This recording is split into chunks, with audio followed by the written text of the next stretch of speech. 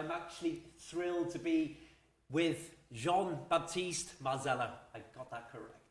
Amazing pronunciation. Amazing Thank you, pronunciation. my partner will be very, very proud, actually. Brilliant. She always messes with me about my pronunciation. Good. But listen, I'm thrilled to be here in London with you. Thank you. You know, in your academy and salon. It's really, really nice. Everybody's been lovely in here this morning.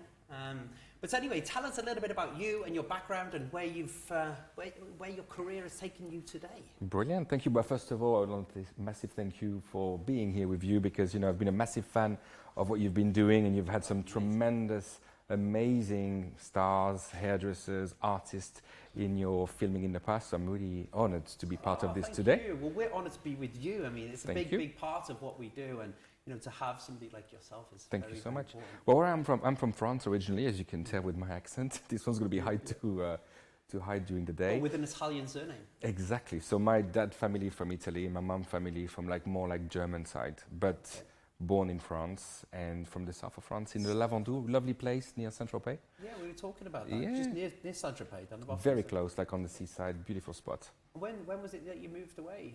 So I moved away in 2001. It's a time I always remember because it's a very sad time. I arrived in London 2 days before September 11th and the Twin Tower. Wow. So that's how I always remember that time. It was a massive, I mean, for me, I just arrived in London. Everything was sensational, beautiful, and 2 days later, everything became like some form of chaos. It was a very kind of terrible time, but a smashing time for my career, because this is where everything really started, and love this place to bits. That's why I'm still here today. Yeah, very good. So you moved to London. Why was the big move to London, where you were from?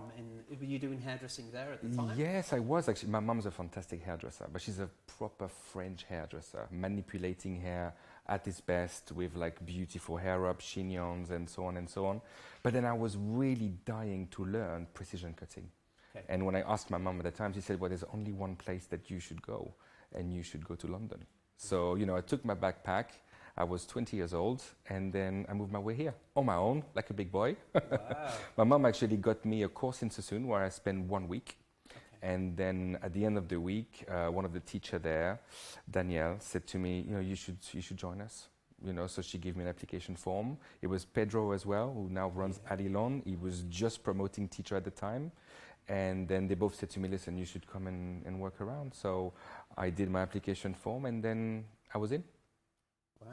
So that's when your career began in London. In Vidal Sassoon. Exactly. Okay, so you went to work in the salon. You were an assistant level at that stage, or were you a stylist? They did a program called Barbering, which that's basically, correct, yeah. I think Tony and Guy did the same, most companies do the same. So I did 2.5 months in staff training. I was lucky enough, I had the person you filmed last week, Mr. T. Martley, was my teacher.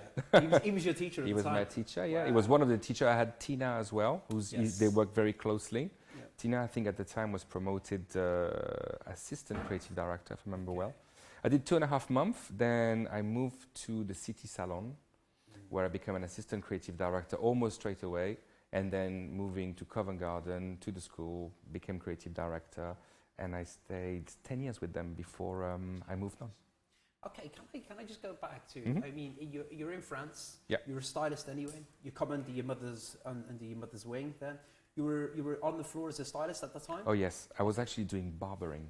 You were doing barbering? Because I hated doing those little tiny, tight blow dry. Oh my God, I hated it. I hated it with a passion. And actually, it was a very, very close friend of mine at the time, Barbara. She said to me, listen, don't quit, right? If you like cutting hair, because I was about to leave. I said I had enough. Every week you had those clients with that much hair who wanted to look like a little sheep. Well, if you can do them perfectly. Yeah, of course. It's a really, really good. Of course, but I think as a young hairdresser, you don't realize that it's going to be an amazing skill to have for the future. You only see the boring part of it. You do. Which is seeing the same person every week, same conversation, doing the same thing, not really liking entirely what you're doing. But I have to say, when she told me move towards barbering, suddenly I loved it. I got to really cut hair on an hourly basis. And it's interesting because what I've learned with the very tight blow dry and then moving on to the cutting side on men, it's really one of the most important things that I have today as well, alongside precision cutting. Okay, very good. Look, tell me, you started with Sassoons and you did the Barbering, and then basically tell us a little bit about that. How did you become one of the educators that took you to? I think I just, Obviously, they've seen a talent in you. I don't know. I think I just followed the path. I think the competition was very fierce. We were quite a few. Some amazing people have come Yeah, through we were those. quite a few, and I think I think at the time we were about maybe 10 or 15 creative director in London. So it was all about. I think that the whole thing was about having models. So everybody tirelessly did model hunting, try to get as many models as we can, get into collection images, get into shows, photos. I think I was quite lucky. I did quite a lot of traveling with them, which was very good, and yeah, I had a wonderful time. But 10 years I think was the perfect time for me to move on. What did that do for you, doing all the traveling, seeing different cultures, seeing different cities? Was that inspirational? Yeah, I think it makes you grow as a person. I think it kind of widens your views. Broadens your views, Yeah, doesn't it? totally. And there's so many nice people everywhere in the world. And you realize that actually the passion and love you have for your craft is not only something that happens here in London, but it's actually powerful everywhere around the world. Yeah, certainly is. Look, I mean, fast forwarding to today. Yep.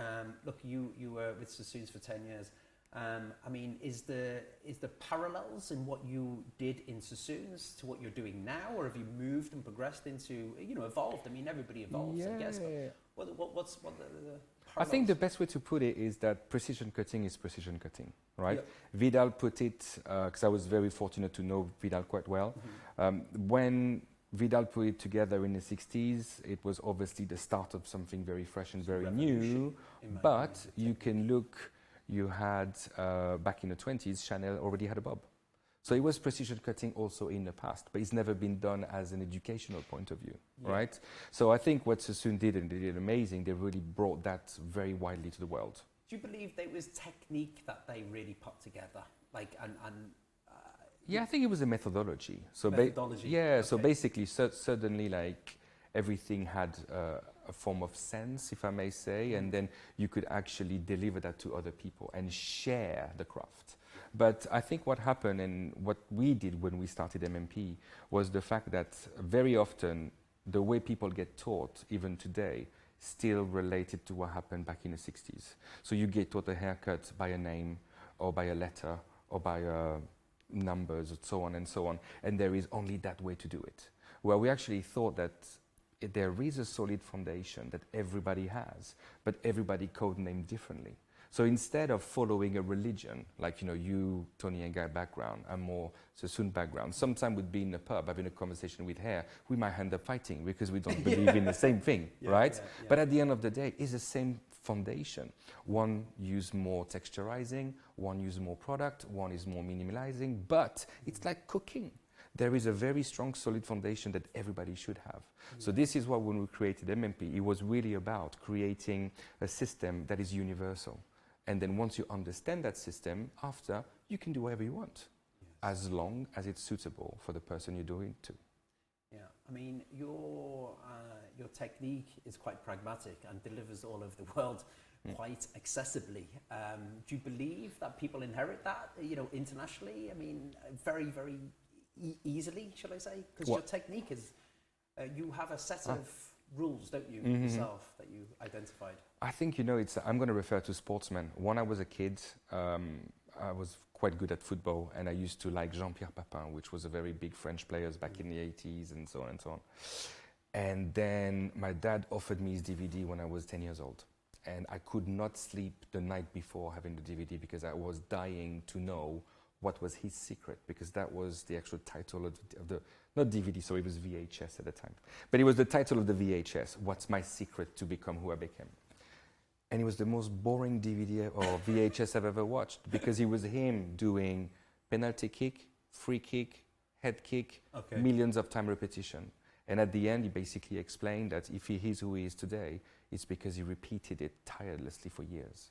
And I think this is the same for everyone. Nothing comes by magic. You need to learn your fundamentals properly, and then after you have to do it a million times.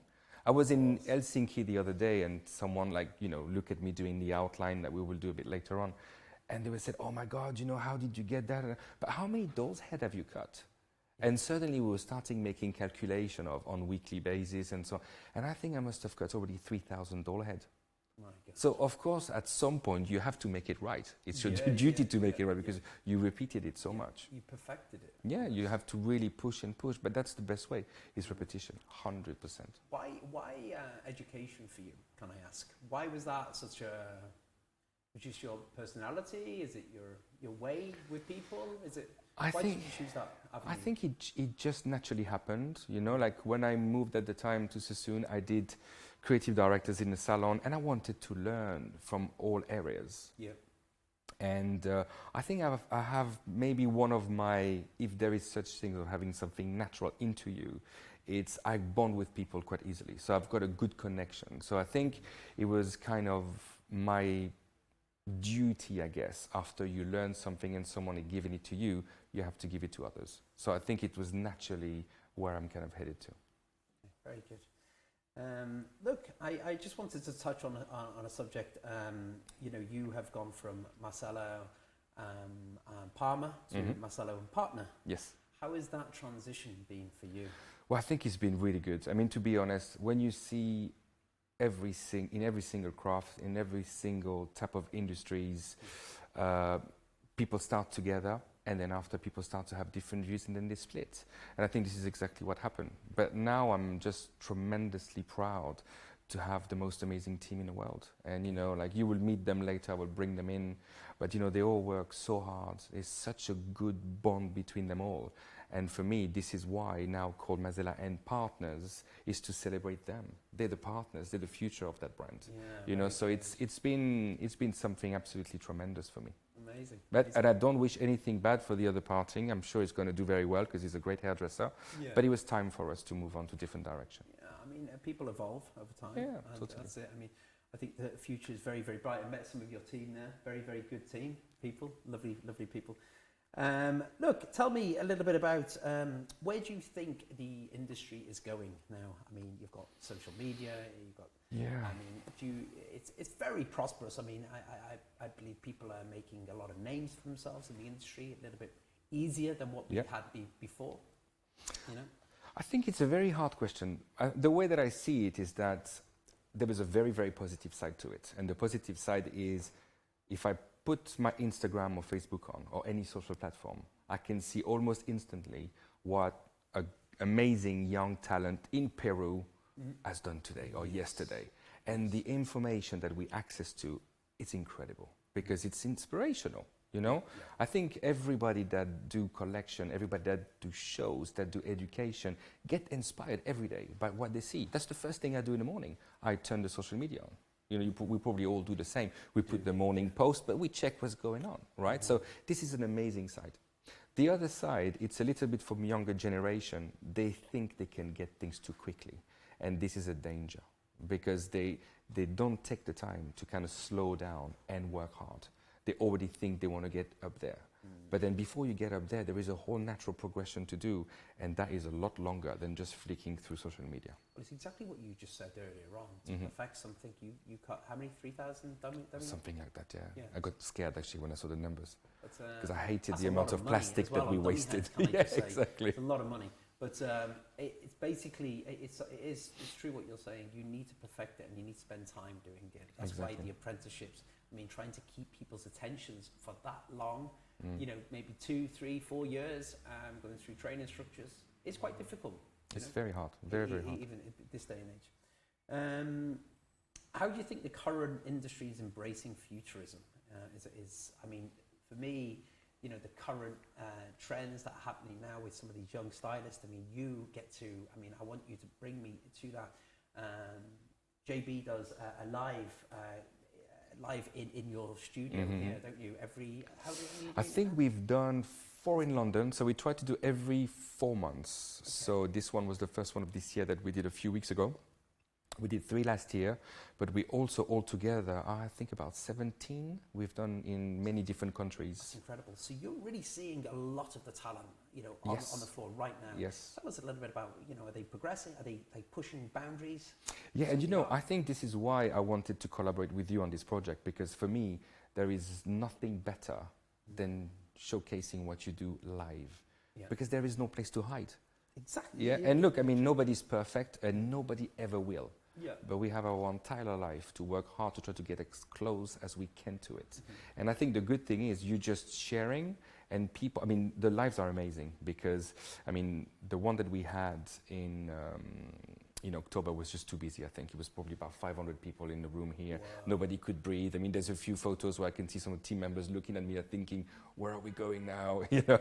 But the one that we had 2 weeks ago was perfect. It was probably about 100 people moving around, which was really good. Everybody comes for free. The only payment method is to put the live on. So you share the love, right? Which is good because every single one of them will reach about 1 million people. So it's very good. Everybody's social media is growing at the same time. I mean, Ben Brown, that did the first one, very good friend of mine, he's got tons of job from it afterwards. So, you know, you give yourself and to show one free haircut, and then after you can get so much from it. But what's nice is all the audience around it, because they're right behind your shoulder, they ask questions at the same time. It's a really good fusion between, you know, people that are performing, but then also people that are here watching, because it might be them next time to come and do a haircut.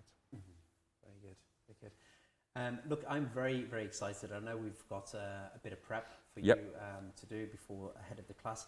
Tell us a little bit about what you're going to be doing in today's masterclasses. You're going to be presenting 3 parts to this, aren't you, today? Exactly. Tell us a little bit about that. Well, I think I'm going to put it in 3 words. First, it's going to be about technicality. So I'm going to work on a triangle graduation because I think it's something that every hairdresser do almost once a day in the salon. But I want to just show pure technique. That's why it's on a doll head. I'm not going to talk about suitability. I'm really going to talk about body position, section, all the mechanics and dynamics that we do while we're cutting. The second part, for me, it's salon. It's about suitability. I've got a gorgeous model called Kim. That is the first time I'm cutting. And she seems like she's got quite a lot of hair, which is something that we get a lot here in London because of the fusions of the culture. And I just want to do something super sexy, very simple, very beautiful. And the final part, it's about collection. So it's about creativity. And we're going to release, I mean, actually the collection that we released a few months ago called Reversible, I'm going to showcase it today. And it's something that we launched together with Goldwell. So you'll see lots of colors, you'll see lots of beautiful cut, but also sensational clothing made by our designer called Christine.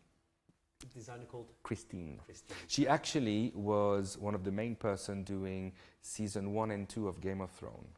Ah, okay. Yeah, we were very fortunate. We have a little studio in Brixton, and her studio is right next to us. So she was almost sent by someone above because we were really struggling on finding good person for the clothes, and suddenly, boom, she was just next door.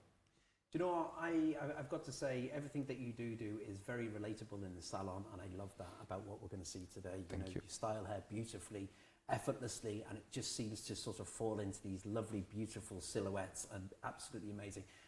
And your technique is, I mean, I don't think you can get any better than this, you know, your technique, your sectioning and everything like that. So for me, we're going to be spending the day trying to capture as much we can for everybody.